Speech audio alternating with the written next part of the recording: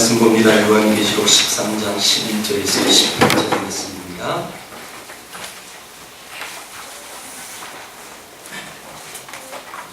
요한계시록 13장 11절에서 18절 말씀 한 절씩 교독하겠습니다. 제가 먼저 11절 읽겠습니다. 내가 보매 또 다른 짐승이 땅에서 올라오니 어린 양같이 두 뿔이 있고 용처럼 말을 하더라.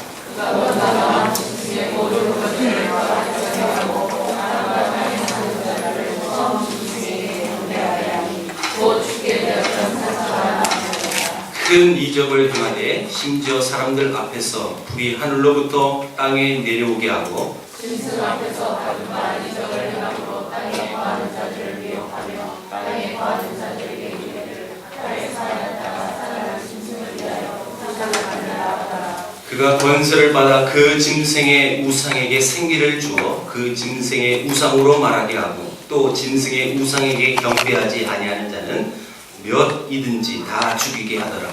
그가 온 자, 곧 작은 자나 큰 자나 부자나 가난한 자나 자유인이나 종들에게 또 오른손이나 이마에 표를 받게 하고 누구든지 이 표를 가진 자 외에는 매매를 못하게 하니 이 표는 곧 짐승의 이름이나 그 이름의 수라. 실가량이 있으니 투명한 자는 그 짐승의 수를 세어라. 그것은 사람의 수이 그의 수는 666이니라. 몇 해 전에 미국에서 건강보험개혁법이 국회를 통과해서 이런 일이 벌어졌습니다.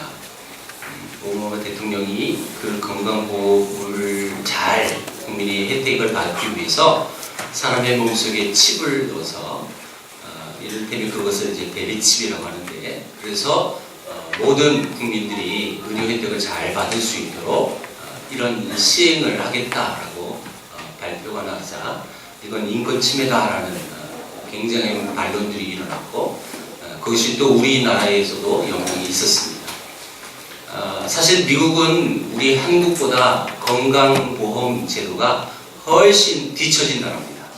오바마 대통령이 한국을 불허한 이유 중에 하나가 건강보험이고 교육 시스템이고 뭐 이런 거였는데, 우리 한국이 건강보험이 굉장히 전 세계로 잘 돼 있는 나라입니다.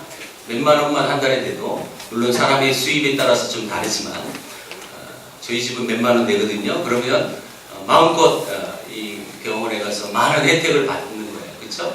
우리가 병원 가면 온전한 그 금액을 다 내는 게 아니라 보험공단에서 어느 정도 지원해 주니까 우리가 적게 내는 건데, 이거는 뭐냐면 그 칩이 들어가는 것, 그래서 인권 침해다. 그래서 한국에서도 이 인권 침해 부분들을 굉장히 반론도 심했고, 그건 큰 문제는 아니에요. 근데 뭐냐면 우리 인체에 이 칩을 넣는 것이 우리 기독교하고 연관이 되어져서 문제가 생긴 것이에요.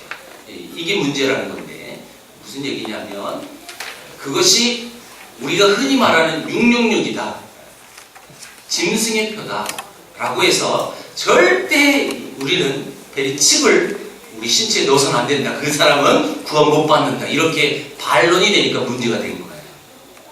신앙생활 오래 하신 우리 어른들은 이 666에 대한 이야기를 많이 들어보셨을 거예요. 여러분들이 이 666은 옛날에 이랬어요, 이렇게 많이 설명도 했고요. 그럼 바코드다. 그래서 바코드를 받으면 구원 받을 수 없으니까 성도는 절대 바코드 받으면 안 된다, 이런 얘기 들어보신 분 계실 거예요. 저만 들어봤나요, 여러분? 여러분 들어보셨을 거예요, 그렇죠? 네. 근데 최근에 와서는 그 666이라는 이것이 바코드가 아니라 이 칩으로 바뀌어졌어요. 신체로 이렇게 신체 넣어서 그 사람이 신상이 다 공개가 되는 거예요. 그러니까 여러분, 바코드 원리가 뭐예요? 대형마트 가보면 여러분 모든 물품이 바코드 여러분 찍어가지고 그게 얼마 딱 나오는 거 아닙니까? 제품명 딱 나오고 똑같은 거예요. 칩 넣으면 이 사람이 누구다, 우리 식으로 얘기하면 주민등록번호가 몇이다, 주소는 어디고 연락처는 뭐다, 딱 나오게 돼 있는 거. 그것이 666이고 짐승의 표다라고 가정을 해가지고 우리 기독교 안에 구원론이 혼란이 되어지는 사건들이 지금 비일비재하고요. 많은 이런 잘못된 신앙관을 가져서 이것이 666이다라고 인정을 해가지고 그래서 이것을 절대 받아서는 안 된다라는 그런 단체도 있단 말이에요. 여러분 결론적으로 얘기합니다. 절대 아닙니다. 칩이 바코드가 666이다 이렇게 가정해서 그걸 단정하고 얘기하는 건 그건 성경 해석을 잘못 해석한 겁니다. 그래서 그걸 이용해서 이단으로 많이 빠뜨리게 하는 이 경우의 수들이 많습니다. 그렇다면 이 666에 대한 성경적인 관점이 정확한 것이 무엇이냐? 막연하게 옛날에 불분명한 해석을 가지고 우리를 혼란케 만들었고 그래서 666 하면 그냥 우리가 그냥 그 숫자가 싫은 거예요. 저도 그랬어요. 666 하면 일단 거부감이 있는 거예요. 그렇죠? 잘못된 해석 때문에 그렇다는 거죠.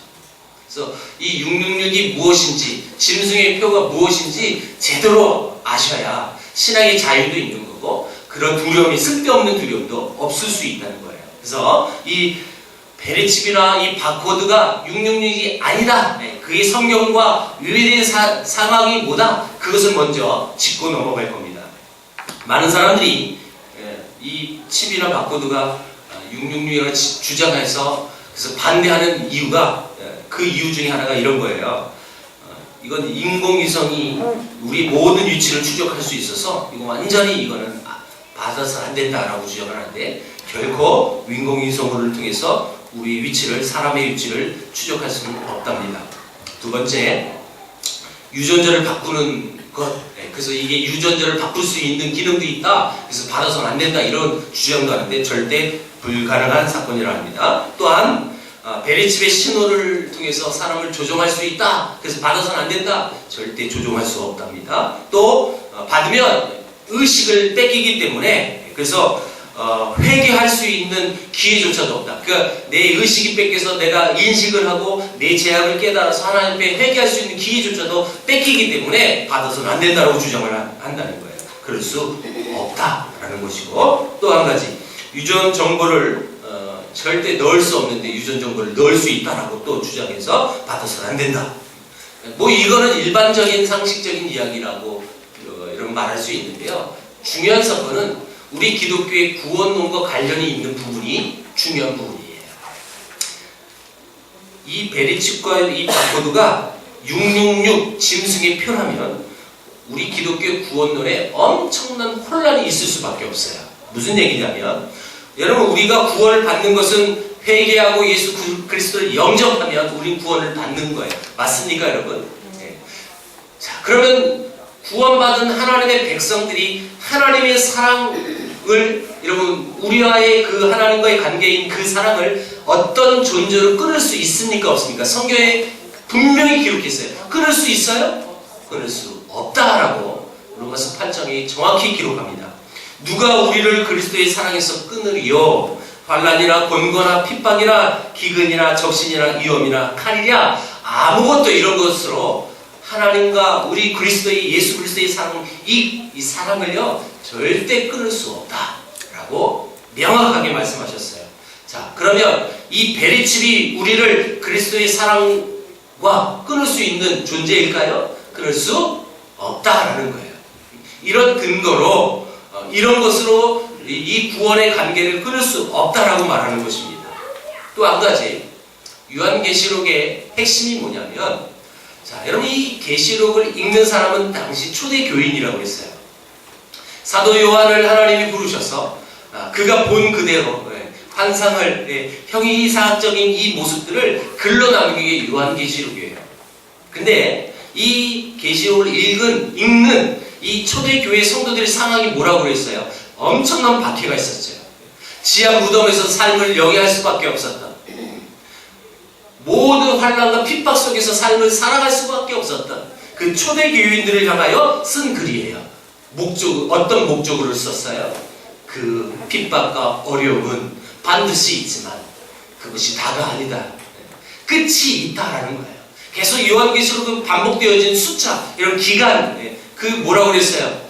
우리가 핍박 받는 것은 제한적이고 굉장히 또 어감적으로 이 사도요를 통해서 어떻게 썼어요? 작은 개념을 썼어요.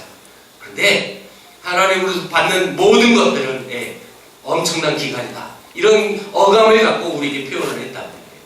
목적은 뭐냐면 인내하라, 견뎌라. 비록 너희들은 연약하지만 분명히 우리가 구원을 받았지만 그래서 구원을 받은 하나님의 백성들이 슈퍼맨이 되는 건 아니에요. 그렇죠? 여러분 우리가 하나님을 믿는다고 하지만 우리의 어떤 가시적인 어떤 능력이 나타나지는 않단 말이에요. 죽을 위기를 뛰어넘을 수 있는 초능력 그런 것들이 나타나지는 않아요. 비록 우리는 연약한 존재지만 그 모든 기간은 핍박과 하나는 제한이 있다. 그러니 너희들이 견디고 소망을 가져라. 인내하라. 그래서 계속 소망의 메시지 주는 그 목적이 요한계시록인데, 자 갑자기 여러분 만약에 이 베리치 바코드가 짐승의 표 666이라고 가정을 만약 했다면 그것들을 통해서 우리가 구원을 받을 수 없다라고 말을 한다면 이게 무슨 내용이에요? 갑자기 생뚱맞는 내용이 나온다는 뜻이에요. 그럴 수 없다라는 것입니다.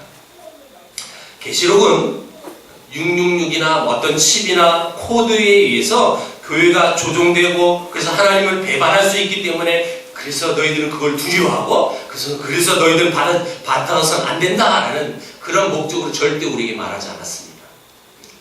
이 의미가 무엇일까요? 만약에 그런 의미를 두었다면 이 요한계시록의 메시지와 정반대되는 내용이 나온다는 거예요.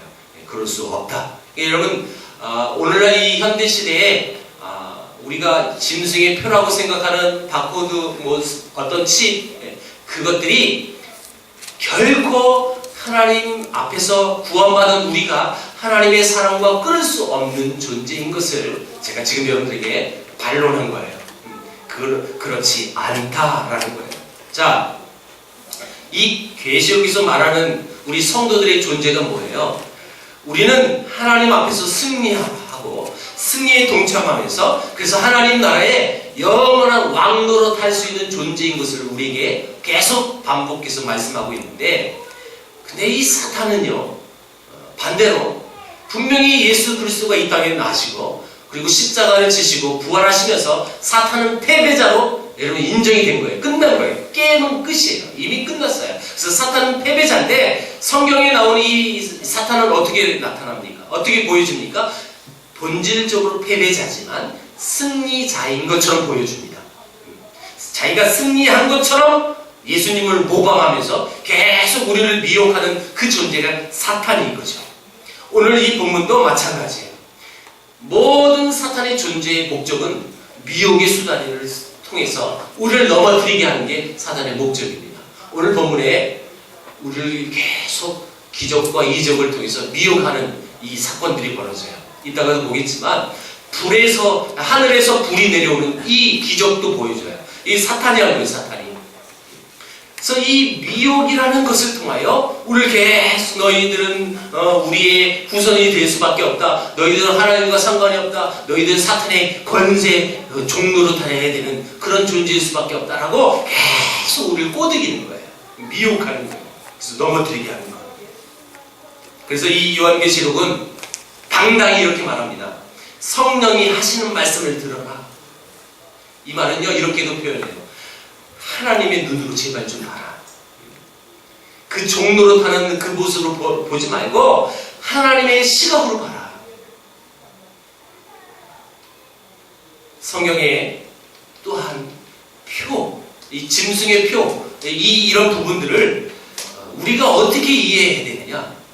여러분 이 표라는 것이 우리의 눈으로 우리 가시적인 이 시각으로 볼 수 있는 어떤 물질이고 사물일까요? 결코 그렇지 않다라는 거예요. 자, 고린도후서 1장 22절에 이렇게 기록하고 있습니다. 저가 또한 우리에게 인치시고 보증으로 성령을 우리에게 주셨느니라. 또한 에베소서 1장 13절에 너희가 구원의 복음을 듣고 그 안에서 또한 믿어 약속의 성령으로 인치심을 받았으니, 에베소서 4장 30절에 하나님의 성령을 근심하게 하지 말라. 그 안에 너희가 구속의 날까지 인치심을 받았느니라. 이 모든 성령을 받는, 성령이 인치심을 받는 이 모든 표현이요 과거형으로 기록되어 있어요. 성령의 인침이 이미 내 속에 있다는 건데, 자, 보세요. 성령의 인치심을 여러분 눈으로 볼 수 있습니까? 없습니까? 혹시 보실 수 있는 우리 교회 성도님 계세요? 그 성도는 조심하셔야 돼요. 우리 눈으로 보이지 않습니다. 그렇죠? 성령의 인치심. 예. 여러분, 인쳤다. 여러분, 오늘 이 본문에 나오는 짐승의 표, 이마에, 오른손에, 여러분, 인쳤다. 표를 받는다. 이 모든 것이 보여지는 게 아니라는 뜻이에요. 모든 성경의 표현이 성령의 인치심과 짐승의 표를 받는 이 모든 것은 눈으로 보여지는 것이 아닙니다라는 이 말을 하고 있다라는 것입니다. 자, 여기까지가 무슨 얘기냐면 오늘날 이 현대시대에 살아가는 우리 성도들이 느끼는 그 짐승의 표가 어떤 눈으로 보여지는 것이 아니라 또 우리가 현재 오늘날 우리가 쓰고 있는 어떤 베레칩이라든가 바코드 그런 존재가 짐승의 표가 절대 될 수 없다라는 반론의 얘기를 먼저 꺼낼 것입니다. 그렇다면 그럼 이 666이 처음이자 마지막으로 등장하는 오늘 이 본문은 이 666을 뭐라고 표현하는지 이제 말씀을 통해서 그 근거를 통해서 바로 우리가 인식을 해야 하는데, 그래서 11절을 한번 다 같이 읽고 시작합니다. 11절 시작. 내가 봄에 또 다른 짐승이 땅에서 올라오니 어린 양같이 두 뿔이 있고 용처럼 말을 하더라. 자, 오늘 본문은 땅에서 올라온 짐승을 얘기합니다. 내가 봄에 또 다른 짐승이 땅에서 올라오니. 자, 여러분 지난주에 말씀이 어디서 올라온 짐승이 있었죠? 지난주 말씀은 바다에서 올라온 짐승. 여러분들 대답 못할 줄 알고 제가 먼저 질문하고 대답했어요. 자, 그 앞주에, 전전주에 이런 말씀이 용이 나왔어요. 기억하십니까? 자, 용, 그리고 지난주에 말씀 바다에서 올라온 짐승, 오늘 또 다른 땅에서 올라온 짐승, 이게 여러분 사탄의 삼위일체예요. 이를테면 용, 또 바다에서 올라온 짐승, 오늘 보면 땅에서 올라온 짐승. 자, 이 사탄이 또 다른 짐승이라고 표현했는데 지난주 바다에서 올라온 짐승은 여러분 곰, 표범, 사자라고 표현을 했어요. 그쵸? 그 모양이 굉장히 힘이 센 그 권력이 있는 모습으로 형상을 표현했다면 오늘 이 땅에서 올라온 짐승을 보세요. 어떻게 생겼다고요? 어린 양 같이. 이건 반대되는 모습이죠. 두 뿔이 있고 용처럼 말을 하고.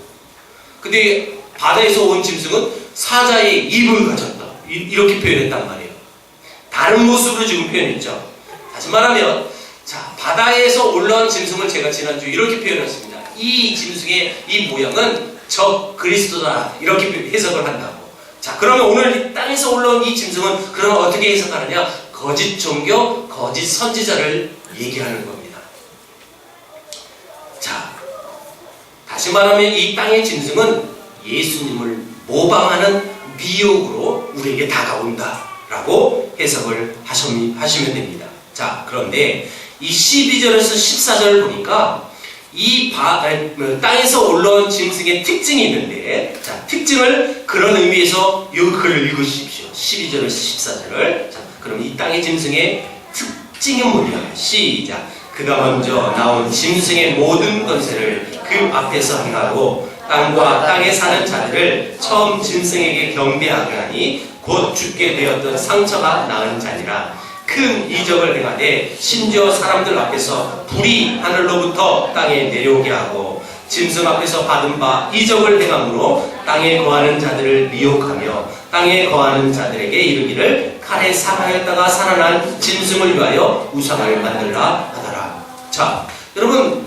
지난주에 바다에서 올라온 짐승이 여러분 죽게 된 것처럼 죽지는 않았지만 죽게 되었던 것들을 여러분 낳으니까 많은 사람들이 와 하고 그 바다 짐승을 찬양한다고 그랬어요. 경배한다고 그랬어요.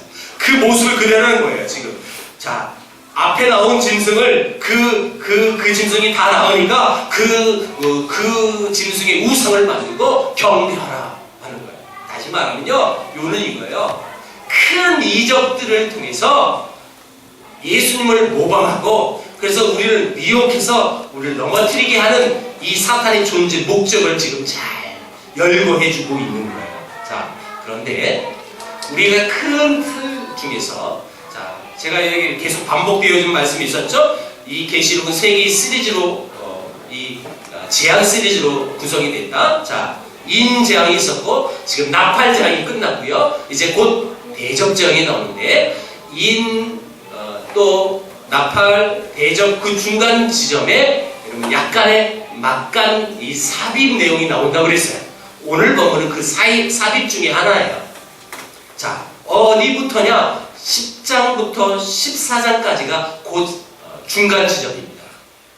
그런데 우리가 10장, 11장의 내용을 보고 왔단 말이에요. 자, 10장, 11장의 주 내용은 교회 이야기가 나왔어요. 교회 이야기. 그리고 12장, 13장의 주 내용은 뭐냐? 사탄 이야기가 나옵니다. 사탄 이야기. 10장과 11장 이 교회 이야기할 때 가장 중점이 뭐였습니까? 여러분, 두루마리 책을 먹는 장면이 나왔죠? 이 땅을 살아가는 이 교회와 성도들이 해야 할 모습이 바로 중요한 모습이 바로 이거다. 하나님의 말씀을 먹어야 된다라고. 자, 여러분 이 모습하고요. 오늘 이 본문과 지난주의 본문 12장, 13장 이 사탄의 이 내용하고 교회의 내용하고 한번 비교를 해보세요. 내용이 어떤가? 정반대의 내용이 나오는 거죠. 선명한 대조를 우리에게 지금 보여주고 있어요. 교회 이야기의 중심에는 말씀이 있는데 사탄의 이야기 중심에는 뭐가 있느냐? 이적이 있어요. 이적이. 우리를 미혹하게 하는 이적이 있다는 거예요. 우리의 눈을 확 하게 만들어가지고 쑥 빠져버리게 만드는 이적. 자, 다시 말하면 이 말씀의 뜻은 이런 뜻입니다. 말씀에 신앙의 기초를 두면 그 사람은 이겨낼 수 있고 견딜 수 있는 건데 그 사람의 신앙의 기초를 이적에 두면 그 사람은요 사탄의 유혹에 넘어가기 너무 딱 좋은 사람이에요. 무슨 얘기인지 이해가 됐습니까?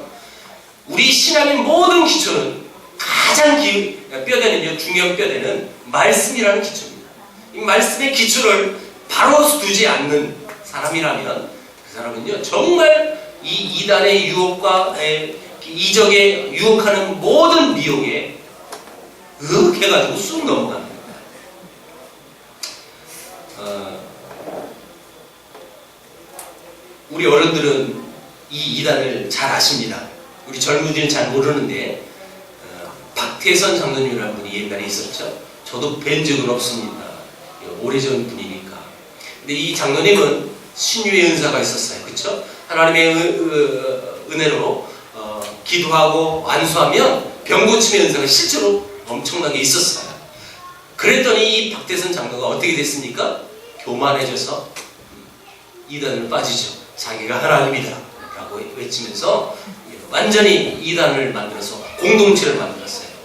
그게 여러분 여기랑 가깝죠? 여기 안산에서 부천으로 넘어가는 이 고개 딱 넘어가면 신앙촌이라는 곳을 만들었고, 나는 옛날에 몰랐어요. 우리 집 캐시미로 이불이 신앙촌 이불인지 처음에 몰랐다가 나중에 알게 됐어요. 그 이단이 만든 빨간 캐시미로. 여러분 어른들은 다 한두 번씩 덮어봤을 거예요. 여러분 우리의 신앙의 기초를 이적 기적에 두면 이렇게 넘어가기 쉬워요. 사실 실제로 넘어간 사람 많잖아요. 그렇죠? 우리나라에 이런 엄청난 일들이 얼마나 많았는지 몰라요. 진짜. 여러분 그렇다고 지금 설교하고 있는 이 목사가 신앙 앞에서 하나님의 은혜로 기적과 신유의 역사가 일어나는 것을 부인하느냐? 절대 그렇지 않습니다.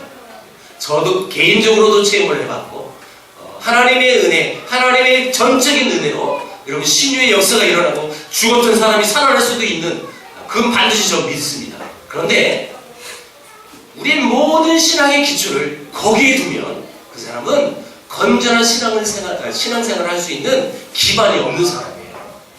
여러분 반드시 하나님의 은혜와 은사를 우리는 인정을 해야 합니다만 그것이 내 신앙의 모든 기반입니다.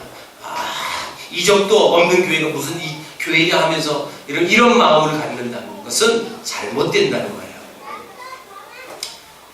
그리고 이 모든 이 사탄의 이야기의 마지막 구절이 16절에서 18절이에요.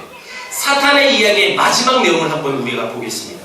16절에서 18절. 자, 시작. 그가 모든 자, 곧 작은 자나 큰 자나 부자나 가난한 자나 자유인이나 종들에게 그 오른손에나 이마에 표를 받게 하고 누구든지 이 표를 가진 자 외에는 매매를 못하게 하니 이 표는 곧 짐승의 이름이나 그 이름의 수라. 지혜가 여기 있으니 총명한 자는 그 짐승의 수를 세어보라. 그것은 사람의 수니 그의 수는 666이니라.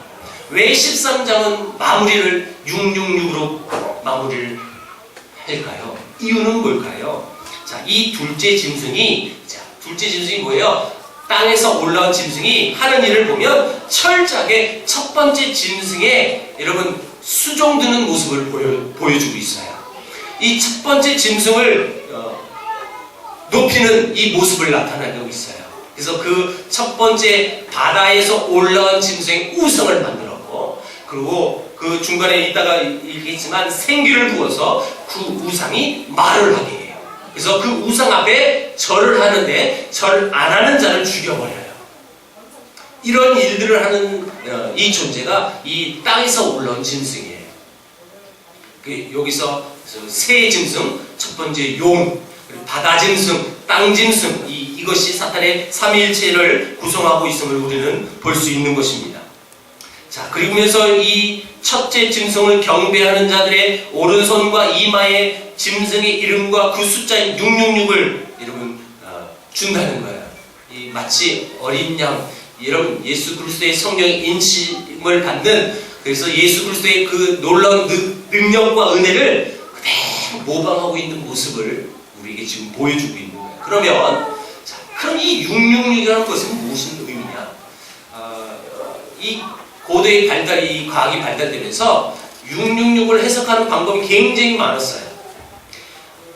이 컴퓨터를 연구하신 분들의 이 코드를 연구해봤더니 그 코드마다 숫자가 있는데 그 숫자를 합해버렸더니 666이 나온다는 거예요. 그러니까 이 컴퓨터를 통해서 이 바코드가 나온 게 그게 666이다 라고 인정을 해버렸고, 그렇게 단정을 졌고, 그러니까 구원론이 문제가 생겼다는 거예요. 그렇지 않다는 겁니다. 결국 이 666이 그런 무슨 의미를 우리에게 부여해 주느냐? 결론적으로 얘기하면 여러분 이것은 상징적인 표현입니다. 상징적인 뭐예요? 그것이 어떤 사물이라든지 어떤 눈에 보이는 거라든지 그런 의미가 아니다라는 뜻입니다. 그럼 어떤 의미에서 상징적이냐? 이것은 그 짐승의 표를 받는 사람들의 정체성을 보여주는 것이다 라는 거예요. 무슨 얘기냐? 짐승의 표를 받았다는 것은 세상에서 종노릇 하면서 사탄의 모든 조종을 통해서 그대로 사탄의 원하는 대로 삶을 살아가는 사람, 그것을 말하는 거예요. 그 사람들의 정체성, 그 사람들의 여러분 특징이 뭐예요? 짐승의 표 666을 받은 사람들이라는 뜻입니다. 말하자면 예수 그리스도 외에는 구원이 없습니다. 그 인식을 갖고 있어야 하는데 그 인식이 없는 거예요. 예수님이 나만의 주인이고 나의 왕이십니다 라고 선포하지만 실질적으로 내 삶 속에 진짜 주인은 다른 거라는 거예요. 다른 거. 그게 예수님 외에, 하나님 외에 또 다른 존재가 나의 주이고 내가 섬길 수 있는 유일한 희망이고 소망이다. 그 인식을 또 그 신앙을 갖고 있는 사람, 그 사람들이 짐승의 표를 받은 사람들이라는 뜻이에요. 그래서 계시록 17장에 보면 그 짐승을 이렇게 이제 표현합니다. 17장에서 음녀라고 그 짐승을 표현했어요. 그리고 그를 추종하는 자들을 음행이라고 했어요. 이게 무슨 얘기냐? 하나님이 아닌 다른 것을 숭배하는 영적인 간음한 자들, 다시 말하면 이거예요. 우상 숭배하는 자들. 그러므로 여러분 어떤 사람이 666을 이마에 새겼다, 그가 무언가를 그 몸속에 주입했다, 문신하듯이 새겨넣었다, 그 뜻이 여러분 바로 이런 뜻이에요. 그가 하나님이 아닌 다른 대상을 숭배하고 추종하는 사람이다 라고 인정을 하는 거예요. 나는 하나님, 예수님 외에 또 다른 존재를 섬기는 사람입니다 라고 그것을 공식적으로 인정한다는 거예요. 우상 숭배하고 하나님 외에 난 그것이 그 존재가 내 하나님이다, 내 주인입니다 이렇게 고백하는 것, 그것이 짐승의 표를 받는 것이라는 뜻입니다. 자, 그렇다면 여러분 이것을 우리가 이해하기 쉽게 우리의 현실적인 문제로서 한번 대입을 해보려면 이런 뜻이에요. 우리가 학생들 가보면, 학교를 가보면 학생들마다 이름표가 적혀 있어요. 그렇죠? 초등학생은 요즘은 없는 것 같고 중고등학생들은 이름표가 있어요. 그렇죠? 그리고 제 때만 해도 이름표가 이렇게 박혀 있어서 또 박혀 있지 않는 학교도 있어요. 핀으로 해서 넣었다 뺐다. 그래서 등교할 때, 교문을 지나갈 때 이름표를 달지 않으면 선도부가 이렇게 불러요. 그렇죠? 그래서 혼나고. 자, 여러분 이름표 딱 보면 그 사람이 누군지 알 수 있어요. 그렇죠? 666을 받았다는 건요, 내가 하나님 외에, 예수님 외에 또 다른 구원이 있고 그것이 나의 모든 세상의 가치를 최우선순위로 둘 수 있는 존재가 따로 있다, 그것을 인정하는 사람들이 받는 이름표라고 생각을 하십시오. 그러니까 여러분 이마에 새겠다, 오른손에 새겠다 하니까 이걸 어떤 문자적으로 그대로만 해석하지 마시고, 나는 하나님 외에 다른 존재를 숨기는 사람입니다, 우상 숭배하는 사람입니다 라는 것을 공식적으로 인정해주는 이름표, 그런 것으로 생각하시면 이게 굉장히 이해가 빨라요. 그렇다면 여러분들의 가슴에 달린 이름표는 무엇입니까? 여러분, 이 본문에 나온 666처럼 나는 하나님 외에 다른 존재를 섬기는 우상 숭배하는 사람입니다 라는 이름표가 여러분들에게 있습니까? 아니면 나는 하나님의 존귀한 자녀입니다, 나는 예수 그리스도의 피를 통하여 난 구원받은 하나님의 자녀입니다 라는 이름표가 있습니까? 이것을 구분하라는 거예요. 여러분, 이 사회에서 사람들이 숭배하는 힘이 있다는 것은, 가장 많이 섬기고 있다는 그 존재가 뭐냐면 바로 이걸 거예요. 만몬의 물질. 나는 이 물질이 최고의 가치를 두고 있습니다, 그래서 이 돈이 나의 주인입니다 라고 생각하는 사람은요, 그 짐승의 표를 받은 사람하고 똑같다는 거예요. 이를테면 나는요 자동차에 최고의 가치를 뒀어요. 그래서 나는 먹고 살기 힘들어도 아주 좋은 차를 타야 돼요, 이런 우선순위를 갖고 있다. 그 사람의, 여러분, 666은요 자동차예요. 어떤 사람은 그 666이 이런 사람도 있을 거예요. 내 아들입니다, 내 아주 유일한 소망은, 희망은 내 아들밖에 없습니다. 그 아들이 666이에요. 내가 하나님보다 더 사랑하고 하나님보다 더 우선 가치를 두어준 것, 그게 바로 666이에요. 다른 거 없어요. 여러분, 이것이 어떤 이 666이 보여지는 것이고 만져지는 것이고 우리의 또 사물적으로 나타나는 것으로만 생각하면 절대 우산이 되어질 수밖에 없는데, 666이라는 것은 영적인 의미예요. 내가 하나님 외에 또 다른 존재를 섬기고 나는 그 존재를 내가 하나님처럼 내가 믿고 따른다, 그것이 짐승의 표를 받고 있는 거예요. 여러분, 그래서 이 본문을 잘 보시면 666은 그것이 필요한 사람에게만 주는 거지 누구에게나 주는 게 아닙니다. 그 666이, 그러니까 하나님 외에 나는 또 다른 것도 필요해요, 그런 사람들에게만 주어진 거예요. 자, 짐승의 표가 필요 없는 사람은 안 받아도 되는 거죠. 그러나 그 짐승의 표가 필요한 사람은 제 발로 자기가 찾아가서 받습니다. 자, 그것이 오늘 15절, 17절에 기록되어 있어요. 15절에서 17절 한번 다시 읽습니다. 15절 시작. 그가 권세를 받아 그 짐승의 우상에게 생기를 주어 그 짐승의 우상으로 말하게 하고 또 짐승의 우상에게 경배하지 아니한 자는 몇이든지 다 죽이게 하더라. 그가 모든 자, 곧 작은 자나 큰 자나 부자나 가난한 자나 자유인이나 종들에게 그 오른손에 이마에 표를 받게 하고 누구든지 이 표를 가진 자 외에는 매매를 못하게 하니 이 표는 곧 짐승의 이름이나 그 이름의 수라. 여기서 매매를 한다 못한다 이것은 그게 먹고 사는 문제와 관계되기 때문에 그 표를 받을 수밖에 없다라는 거예요. 더 쉽게 얘기하면 이겁니다. 자, 이 말씀을 받는 이런 상황들을 다시 한번 기억해야 하는데, 이때는 예수님 믿으면 죽는 때예요. 그쵸? 자, 예수님 믿는 것으로 인하여 경제 활동도 할 수 없어요. 매매를 못한다는 건 여러분 죽을 수밖에 없는 겁니다. 그쵸? 내가 농사 짓고 내가 먹고 살고 다 자급자족을 할 수만 있다면 그 사람은 여러분 죽진 않아요. 그런데 내가 농사도 안 해요. 양식이 없어요. 근데 여러분 그런 사람은 어떻게 합니까? 여러분들이 지금 어떻게 사세요? 어떻게 여러분 생계를 유지하십니까? 여러분들이 그 달란트를 가져서 그 생업을 가져서 내가 일한 것으로 대가를 받고 그걸로 양식 싸서 지금 먹고 사는 거 아닙니까?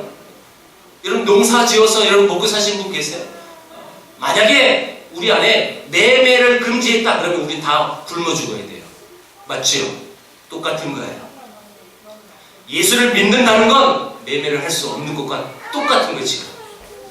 예수를 믿는 것, 예수 그리스도가 나의 구원이시고 그 길밖에 내가 구원받을 수 없다라는 신앙을 갖는 사람은요, 이 당시는 죽는 거랑 똑같다는 거예요. 똑같다는 거. 무슨 얘기예요? 내가 먹고 살 게 없으면 인간의 본능은 두렵게 되어 있습니다. 불안하게 되어 있습니다. 내가 먹고 살 계획 생각을 해봤더니 나는 매매를 할 수가 없어요. 그래서 나는 죽어야 돼요. 그러니까 어떻게 해요? 난 죽고 싶지 않아요. 그런 사람 어떻게 해요? 짐승의 표를 받아서 매매를 해야 된다는 거예요. 여러분, 수많은 믿음의 선배들이 이런 극한 상황에도 죽음의 두려움 앞에도 불안 앞에도 염려 앞에도 내가 주를 믿는 그 믿음 때문에 그 길 뻔하지만 내가 죽을 수 있지만 그거 알지만 그 길을 갈 수 있었다는 거예요. 그래서 순교의 길을 가는 거예요. 역사 이래로 수많은 우리 믿음의 선배들이 그 길을 갔습니다. 저는 생각해봤어요. 내가 그 시대에 태어나서 내가 이렇게 신앙을 고백하고 주만 믿는다고 고백한다면 난 죽을 수밖에 없어요. 그 불안감이 얼마나 힘들었겠어요. 그리고 그 순간, 죽임을 당하는 그 순간도 생각해봤어요. 내가 지금 당장 이 자리에서 예수님 나 안 믿어요. 나 버린 지 오래됐어요. 이 말만 하면 나는 죽지 않아요. 그 불안감에서 두려움에서 여러분 해방될 수 있어요. 그리고 돌아서서 난 다시 얘기하고 하나님 믿어야지. 이런 마음을 계획할 수도 있잖아요. 근데 왜 수많은 믿음의 선배들은 그런 두려움이 분명히 있었을 테도 근데 왜 그들은 순교의 길을 갈 수 있었느냐? 이유는 뭘까요 도대체? 그들은 왜 그 길을 갈 수 있었을까요? 요한일서 4장 18절에 이렇게 말합니다. 사랑 안에 두려움이 없고 온전한 사랑이 두려움을 내어 쫓나니 두려움에는 형벌이 있습니다. 두려워하는 자는 사랑 안에서 온전히 이루지 못하였느냐. 다시요, 여러분 잘 이 말씀을 기억하셔야 해요. 사랑 안에 두려움이 없고 온전한 사랑이 두려움을 내어 쫓나니 두려움에는 형벌이 있습니다. 자, 여러분 사랑 안에 뭐가 없다고요? 두려움이에요. 분명히 그들도 이 초대교회 성도들도 이 말씀을 분명히 읽었지만 희망의 메시지, 소망의 메시지, 그렇지 우리가 인내해야지. 그러나 여전히 삶을 변하는 게 없어요. 여전히 나는 굶주리고요. 여전히 예수를 믿음으로 인하여 죽음의 유기 앞에 놓여 있어요. 분명히 그들도 두려웠을 거예요. 여러분 어떤 인간이든지 간에 예수 그리스도의 사랑을 아무리 갖고 있어도 인간의 본능은 두려울 수밖에 없어요. 그런데 그 두려움을 이겨낼 수 있는 게 뭐냐? 성경을 봤더니 사랑이라는 사랑. 사랑 안에는 두려움이 없다라고 이렇게 정확히 우리에게 소개했는데, 자, 이게 무슨 말이냐? 하나님의 사랑이 내 안에 있으면 그 죽음의 두려움도 없을 수 있다는 뜻입니다. 하나님의 사랑이 내 안에 있으면 그 두려움을 여러분 내쫓아 버릴 수 있다는 거예요. 그런데 성경이 이렇게 또 기록했어요. 두려움에는 형벌이 있다. 두려움에는 형벌이 있다. 두려워서 주를 여러분 부인했어요. 그래서 여러분 목숨 건졌어요. 그럼 그 사람 살아난 거 아니에요? 내가 성경 이렇게 말해요. 형벌이 있다는 거예요. 그 순간이 어려워서 두렵다고, 불안해서 염려 때문에 내가 그 순간 이러면 세상과 타협하고 사탄의 머리 숙여서 그 순간을 모면할지라도 그에게 형벌이 있는 거예요. 무슨 형벌이에요? 지옥의 형벌. 성경 말합니다. 사랑 안에 두려움이 없다. 예수 그리스도의 사랑이 우리 안에 있으면 그 두려움도 이겨낼 수 있다는 말인데요. 그래서 저는 이렇게 생각했어요. 분명히 우리 믿음의 선배들이 그 죽음 앞에서 두려웠고 분명히 떨었을 것이다. 그러나 그들이 당당하게 또 믿음으로 그 길을 갈 수 있었던 것은 그 두려움보다 주님을 향한 나의 사랑이 더 컸기 때문에 두려움을 이겨낼 수 있었다. 바라기는 여러분, 우리의 신앙의 삶이 얼마나 힘들고 어려워요. 여러분, 또 명절을 보냈잖아요. 얼마나 또 시댁에서 시월드에서 고달팠겠어요. 얼마나 힘들고 어려웠겠어요. 여러분, 그 두려움은요 오래가지 않습니다. 또 다른 다음 추석 명절을 기다리고 있는데 그래도 견뎌낼 수 있는, 이제 농으로 얘기했는데요, 어떤 환난과 어떤 고난도 여러분 제한적이다. 이 말씀을 결코 잊지 마십시오. 결코 그 어려움들이, 그 환난이 여러분 영원하지 않습니다. 우리에게 늘 우리 주님은 말씀하십니다. 매매를 할 수 없다. 내 생명과 관련되어 있는 문제예요. 주를 믿음으로 인하여 내 온 가족이 그래서 고난을 당할 수 있어요. 그럼에도 불구하고 그 짐승의 표를 받아야만 내가 먹고 살 수 있는데, 주님, 나는 그 주님의 그 사랑으로 인하여 내가 그 짐승의 표 받지 않겠습니다. 내가 우상 숭배하지 않겠습니다. 오직 주님만 사랑하겠습니다. 그 주님의 사랑으로 내가 이겨내겠습니다. 승리하겠습니다. 라는 이 고백을 저와 여러분이 다 할 수 있는 귀한 성도 되길 주의 이름으로 축원합니다. 기도하겠습니다.